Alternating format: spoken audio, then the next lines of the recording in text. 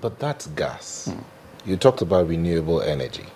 We have a lot of sunlight across the country. What I'm saying is, what should the government look at saying, okay, states, generate your power. Indeed, rural communities, estates that can come together and raise the funds, generate your power, renewable energy, and give yourself electricity.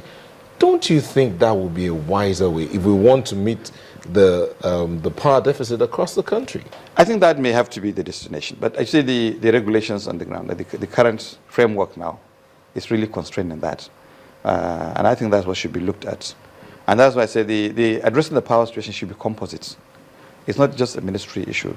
The National Assembly, the ministry in charge of power, the communities, the state governments should all be involved. And all these components be raised. Like there are areas where wind will surely give a lot. There is now the wind mechanism that's generated, which looks like the aircraft engine. You know, even at low wind, it can generate a minimum of 450 watts. But when the wind is fine, it can generate up to a megawatt, you know. And you can have it repeated in areas. And isolate. You see, the whole thing is integrated in a very funny way, in a very weak way. So if you can isolate areas that you can reduce pressure on the grid, and then you can now supply areas that must be supplied from the grid. The northern end, you know, can do a lot with the wind, and there's a lot can also be done again on the hydro. There's Zungeru can be a victim. The Mambila can also be given seriousness. When I was a minister, I signed the MOU for the Mambila to be done, which was supposed to give us almost 4,000 megawatts. Till this moment, I think nothing has been done seriously. I come back to your area of, expertise now, quantity surveying, which is very key here. You started off by talking about three key areas, yes, which is the area of power, works, and even housing. And if you look at all of these critical area sectors, quantity surveying comes in, and we've seen how much of trust some of us have put in people, in professionals now, who do quality jobs, who give us quality road networks, who can give us quality housing. Now coming back to the professionals who task it is to look that these things meet quality standard. What have you been going through whenever you go, or rather what goes through your mind whenever you see some of these things that the government has spent millions of taxpayers' monies on go bad within maybe even within the space of even commissioning of such projects? How best can all these professionals come on the table to see that we have quality road networks, good housing, and even the power sector is fixed? One of the challenges we have in the infrastructure in this country is more about maintenance. Now, when you have an infrastructure, whatever it is, you have to have a schedule for maintenance. And I think we are weak there. You're talking about lifespan. Yes. That tells you when to come back and maintain. Exactly. I mean, there's supposed to be, for a radio network, how frequently you check certain things, you know, for bridges, for housing, for whatever, you know, over the lifespan of the infrastructure. And I think we are weak there. That must be strengthened. What gives facilities in the developed countries, I mean, is maintenance. Even a good road network is there. And if you don't maintain it, from little cracks to potholes, and then before you realize it, you have craters on our roads. So I think that aspect has to be developed. I keep saying that this issue of holistic approach, you know, it's not just about delivery. It's not about procurement. It's not just about having road networks, but having, you know, a life cycle. Big picture. Absolutely. I think we need to address that at this level. I'm confident that this government will give focus to that, and I'm sure that. Are you worried about quack in the business or in some of the sectors? Yes, actually, the regulatory mechanism in the country is weak. You know, there's no you know, sanctions clearly, you know, emitted on people that do the wrong thing. So it's not only in the construction industry, it's in the media, it's in music, you know, in everything we find the quackery. and there's not much sanction. You drive in the traffic, you see people selling books, and you know they are pirated books. Now, this happens in all aspects. But as for the professional bodies, I think they are regularly taking measures to ensure that when you get quacks, we really take action.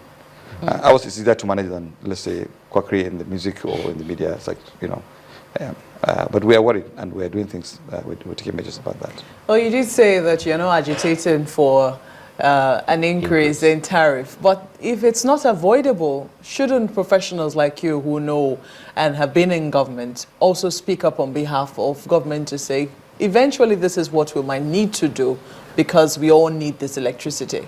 Okay, the truth is that we're not paying the correct price now. And I think we need to sit down and calculate what should be commercially sensible. And let the people understand.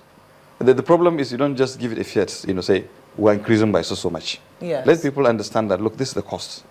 And this, I mean, for any investor to come in, he must have a margin. I mean, investors are businessmen. They will only come in when there's profits. Well, what would you also say? Because, you know, you've also seen the rift between, it's usually between discos, unfortunately. The discos represent, as far as the consumer is concerned, the entire power sector.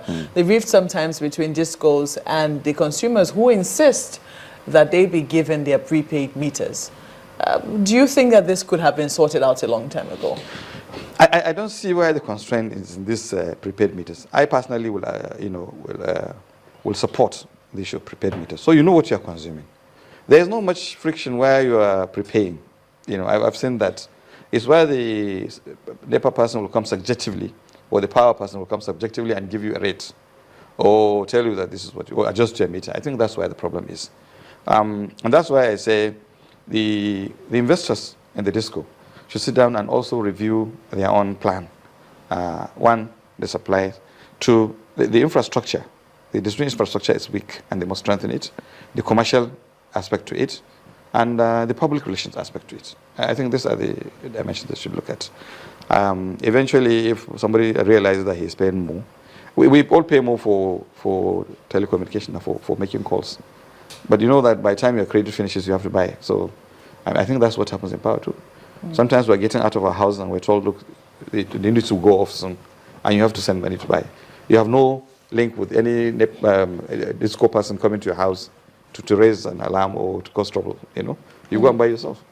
So I think the distribution companies should actually put emphasis, or rather provide those meters, and also encourage people to use them.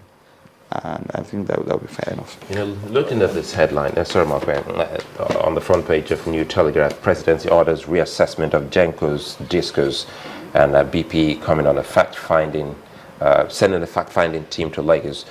What does this tell you? You know, when businesses like this, they also have their pains, they have their worries, and when they see maybe a headline like this, how do you think this will go down well with the discos and the Gencos? I think there's this notion that the transaction was bungled, and you know people have taken advantage of that. Whatever the case, I don't know what happened. I'm not an investor in Genco or Disco, but I think that it's important that government becomes cautious. It's not just for getting things right, but we should get it right cautiously. For the discourse, like I say, I always pity them. People run into it without really assessing the situation, without doing due diligence initially. And I believe that most of them have realized the constraint in the section of that sector. And I believe that given the chance, some of them may give back, may surrender those discourse and collect back their money. So I think this may bring a dimension that will probably wake up government to realize that they need to continue to support the power sector, or at least build a mechanism to support the power sector in all respects, even though they are now in commercial hands. Oh, thank you very much, Murtala Aliyu. How long is your tenure as the president? I'm finishing next Saturday. Oh, you round it up next Saturday? Yes. Well, Murtala Aliyu is the president of Nigeria Institute of Quantity Surveyors and one-time Minister of State for Power. He's been speaking with us on the agenda for the new cabinet, specifically looking at the power sector as well as other key sectors of our national life. Sorry, still it takes a moment now. We'll return again.